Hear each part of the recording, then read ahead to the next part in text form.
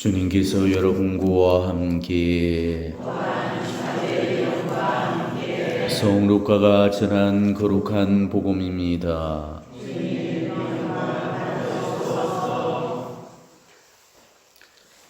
그때 예수님께서는 비유 하나를 말씀하셨다. 예수님께서 예루살렘에 가까이 이르신 데다 사람들이 하느님 나라가 당장 나타나는 줄로 생각하고 있었기 때문이다. 그리하여 예수님께서 이르셨다. 어떤 귀족이 왕권을 받아오려고 먼 고장으로 떠나게 되었다. 그래서 그는 종 10사람을 불러 10미나를 나누어주며 내가 올 때까지 벌이를 하여라 하고 그들에게 일렀다. 그런데 그 나라 백성은 그를 미워하고 있었으므로 사절을 뒤따라 보내어 저희는 이 사람이 저희 임금이 되는 것을 바라지 않습니다 하고 말하게 하였다. 그러나 그는 왕권을 받고 돌아와 자기가 돈을 준 종들이 벌이를 얼마나 하였는지를 알아볼 생각으로 그들을 불러오라고 분부하였다. 첫째 종이 들어와서 주인님의 한 미나로 10미나를 벌어들였습니다 하고 말하였다. 그러자 주인이 그에게 일렀다. 잘하였다 착한 종아, 내가 아주 작은 일에 충성실하였으니 10고를 다스리는 고난을 가져라. 그 다음에 둘째 종이 와서 주인님의 한 미나로 5미나를 만들었습니다 하고 말하였다. 주인은 그에게도 일렀다. 너도 5고를 다스려라. 그런데 다른 종은 와서 이렇게 말하였다. 주인님의 한 미나가 여기에 있습니다. 저는 이것을 수근에 싸서 보관해 두었습니다. 주님께서 냉혹하신 분이어서 가져다 놓지 않은 것을 가져가시고 뿌리지 않은 것을 거둬가시기에 저는 주인님이 두려웠습니다. 그러자 주인이 그에게 말하였다. 이 악한 종아, 나는 네 입에서 나온 말로 너를 심판한다. 내가 냉혹한 사람이어서 가져다 놓지 않은 것을 가져가고 뿌리지 않은 것을 거둬가는 줄로 알고 있었다는 말이냐? 그렇다면 어찌하여 네 돈을 은행에 넣지 않았더냐? 그리하였으면 내가 돌아왔을 때 네 돈에 이자를 붙여 되찾았을 것이다. 그러고 나서 곁에 있는 이들에게 일렀다. 저자에게서 그 한 미나를 빼앗아 10미나를 가진 이에게 주어라. 그러자 그들이 주인에게 말하였다. 주인님, 저희는 10미나나 가지고 있습니다. 내가 너에게 말한다. 누구든지 가진 자는 더 받고 가진 것이 없는 자는 가진 것마저 빼앗길 것이다. 그리고 내가 저희들의 임금이 되는 것을 바라지 않은 그 원수들을 이리 끌어다가 내 앞에서 처용하여라. 예수님께서는 이 말씀을 하시고 앞장서서 예루살렘으로 오르는 길을 걸어가셨다. 주님의 말씀입니다.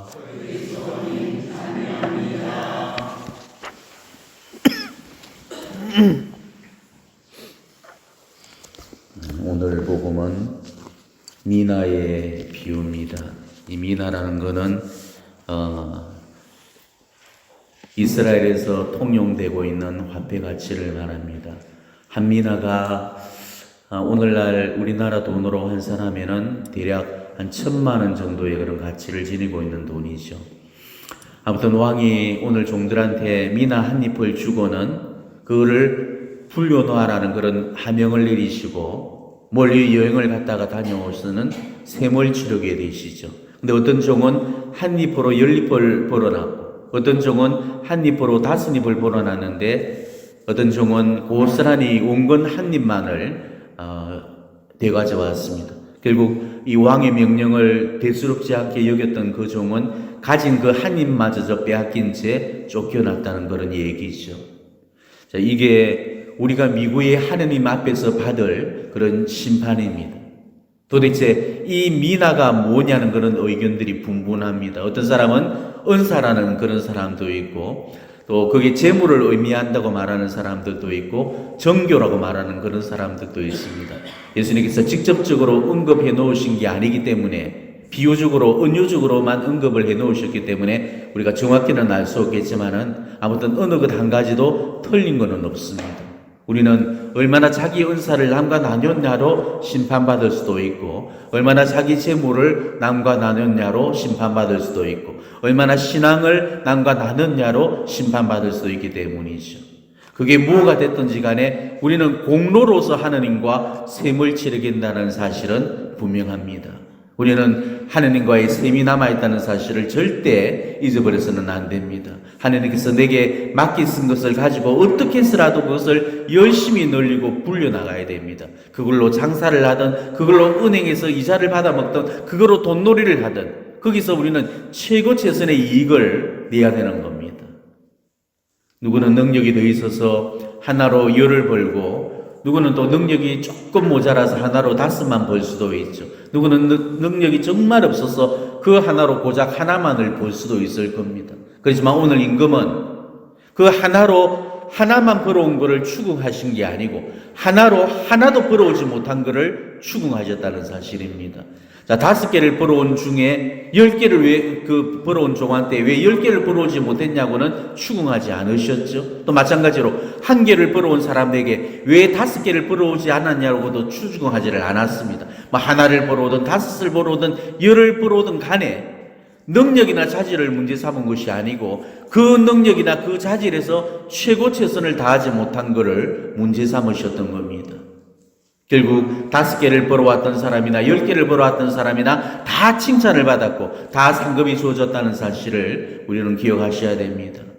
물론 10개를 벌어온 사람한테는 10고를 맡기고 또 5개를 벌어왔던 사람한테는 5고를 맡겼듯이 더 많은 노력을 해서 더 많이 벌어오는 그런 사람들한테는 더 많은 상급이 주어지게 됩니다. 그렇기 때문에 우리는 어떻게든지 받은 그 종잣돈을 잘 굴려서 그걸로 더 돈을 벌고 더 불려야 되는 거죠.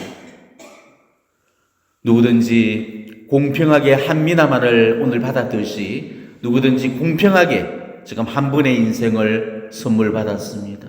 그 한 분의 인생으로 우리는 단 한 번의 기회를 가지고 있는 겁니다.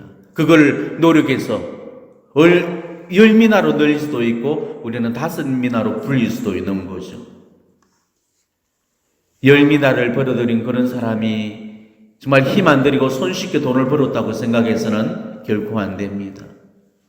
여러분들 세간적으로 돈을 벌어봐서 다 아시잖아요. 돈 벌기가 쉽습니까? 세상에서 가장 어려운 일이 남의 주머니에 그 지갑 열게 하는 거라고 그러잖아요.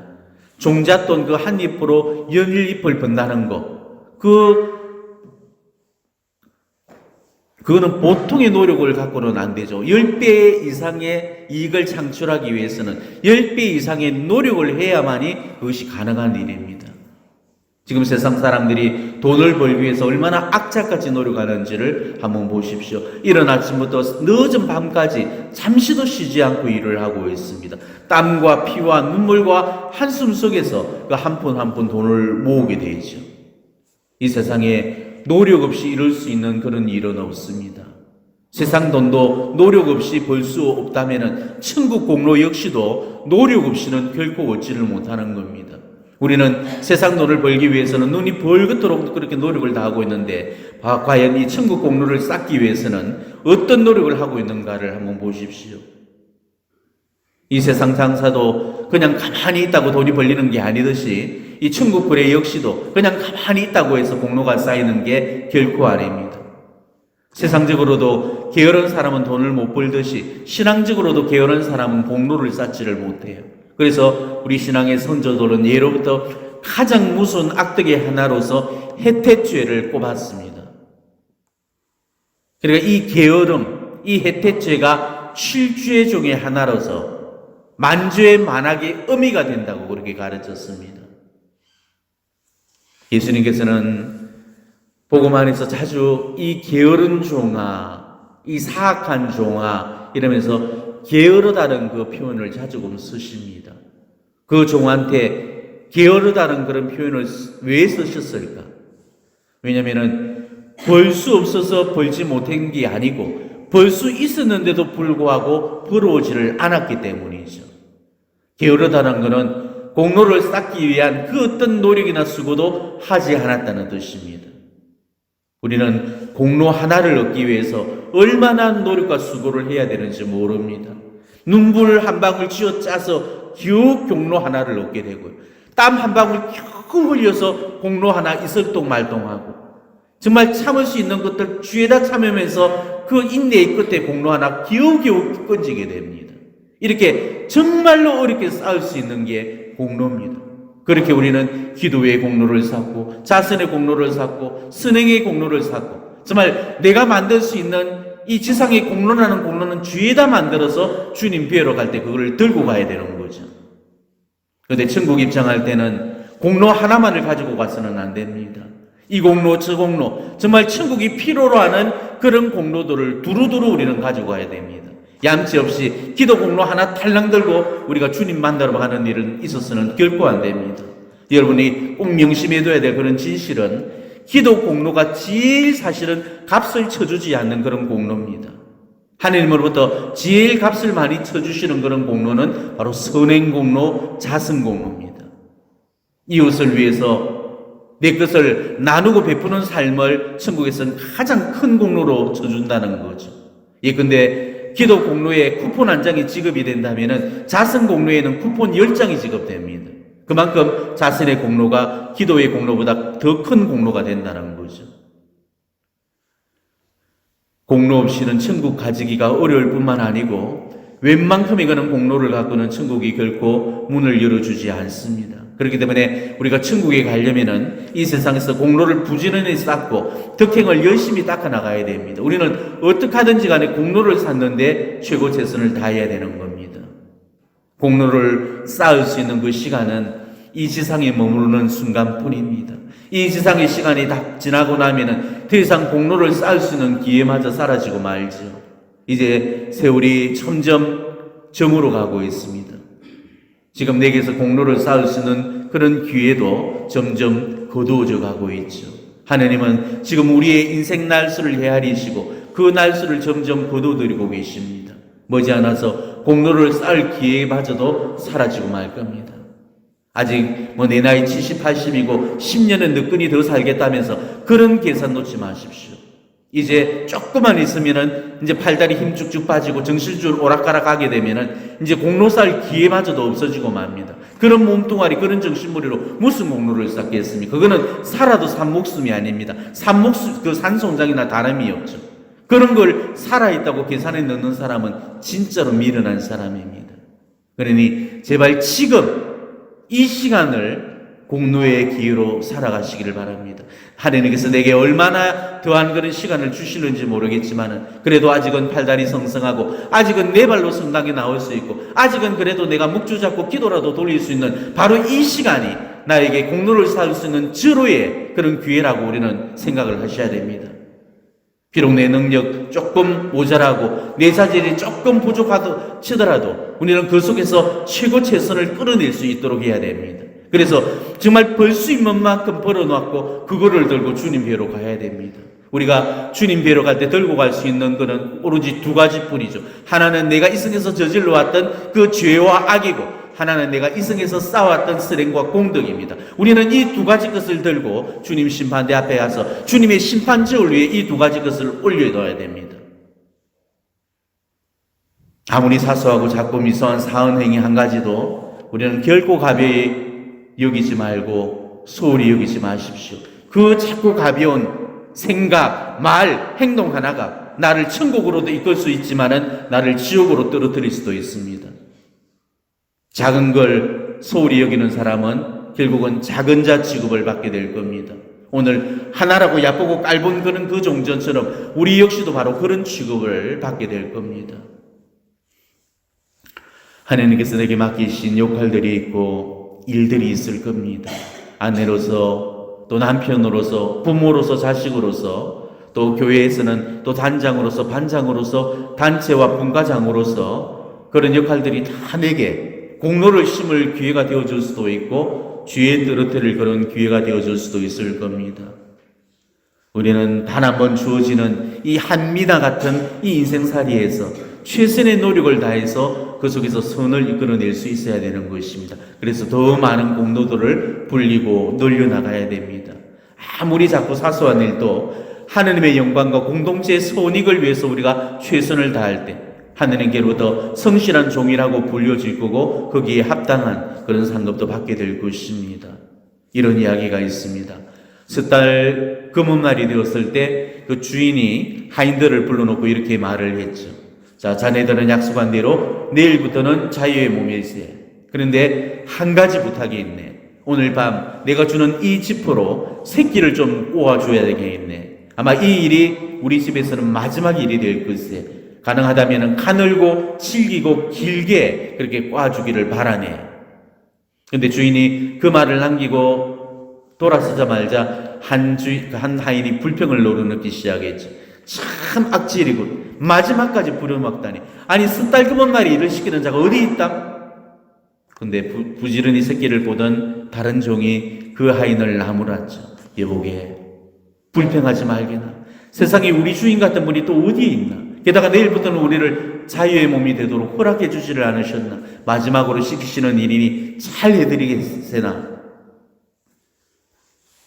그 사람은 주인이 시키는 대로 아주 가늘고 질기고 길게 새끼를 꼬았습니다. 그렇지만 불평을 하던 그 하인은 새끼를 대충 굵게 꼬고는 그냥 잠이 들어버렸죠. 다음날 아침에 주인이 그 두 하인을 불러놓고 작별 인사를 나누면서 이렇게 말하는 것이었습니다. 여러 해 동안 내 집에서 고생이 정말 많았다네. 자네들이 열심히 일해준 덕에 우리 집 살림이 많이 늘었다네. 이제 자네들을 그냥 보내기가 섭섭해서 내가 선물을 좀 주려고 하네. 어젯밤에 꼰 새끼들을 가져오게나. 그리고 광문을 열면은 엽전이 있을 테니 엽전을 새끼에 꿰어가게. 깰 수 있을 만큼 그렇게 꿰어가도록 하게. 그리고 그 돈으로 잘 살기를 바라네. 불평 많던 그 하인의 새끼는 너무 그 새끼가 굵어서 엽전이 잘 꿰어지지가 않고 또 너무 짧아서 많이 꿰 수도 없었던 거죠. 그것도 엽전의 무게를 이기지 못해서 깨면 깰수록 자꾸 터져버리고 결국은 하나도 깨지를 못한 채 울상이 된 채로 돌아갔고, 그리고 열심히 성실하게 그 꿰었던 그 종은 자기가 깰 수 있을 만큼 그 엽전의 그런 그를 꿰고 그 부하게 떠났다고 그럽니다. 자, 이 이야기는 절대 가볍게 흘려들을 수 없는 이야기입니다. 왜? 우리 이야기를 하고 있으니까. 미나 하나를 하찮게 보고 결국에는 그 미나를 불려서 늘리지 못한 그런 죄값을 오늘 그 종이 받았듯이 우리 역시도 정말 성실하고 진지하게 우리 삶을 살지를 못해서 우리 삶의 공로를 만들지 못한 채로 하느님을 만나게 된다면 우리 역시도 바로 그 죄값을 심판받게 된다는 것입니다. 오늘 다시 한번 오늘 이 복음에 비추어서 과연 나는 지금까지 얼마나 천국 공로를 지금 만들어 놓고 있는가를 잘 헤아려 보시기를 바랍니다. 아멘.